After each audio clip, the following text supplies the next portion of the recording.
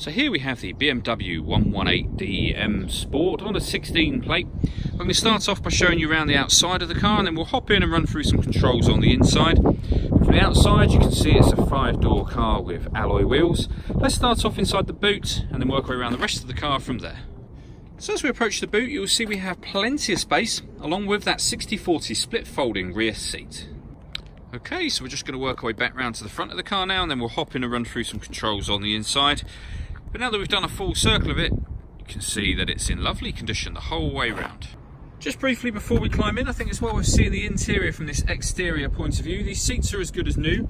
There's plenty to run through on the dashboard, so let's hop in and we'll do that now.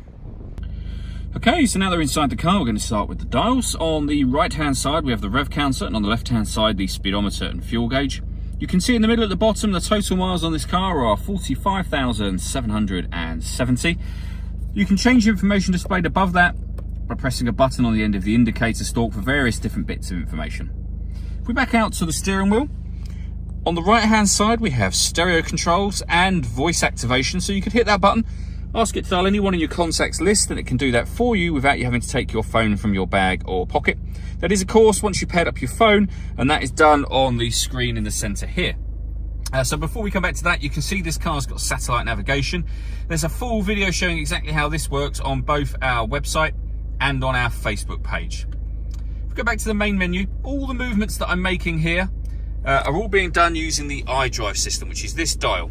So twisting this will take us through the various options. We can push this button down. It also moves to the right, to the left, up and down as well, or you can go directly to certain menus from these buttons here. So we're going to use the dial.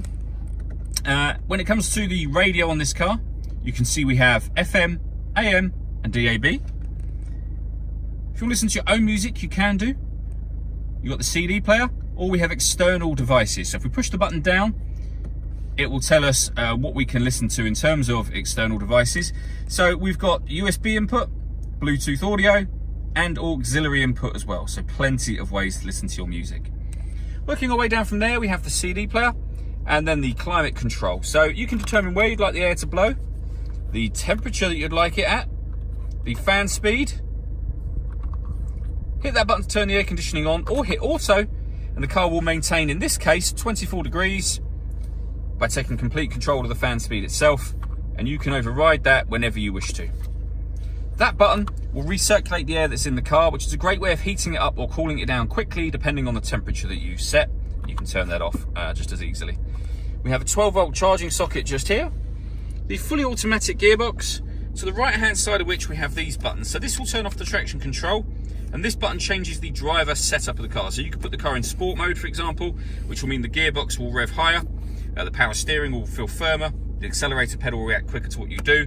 You can put it in comfort mode or Eco Pro as well, and it will tell you what mode you're in up on this screen. So sport, comfort, Eco Pro, and there is also, if we go one further up, Sport Plus, which is exactly the same as Sport but gives you dynamic traction control. So it limits the amount of traction control that you have available to you on the car, giving it a sportier feel.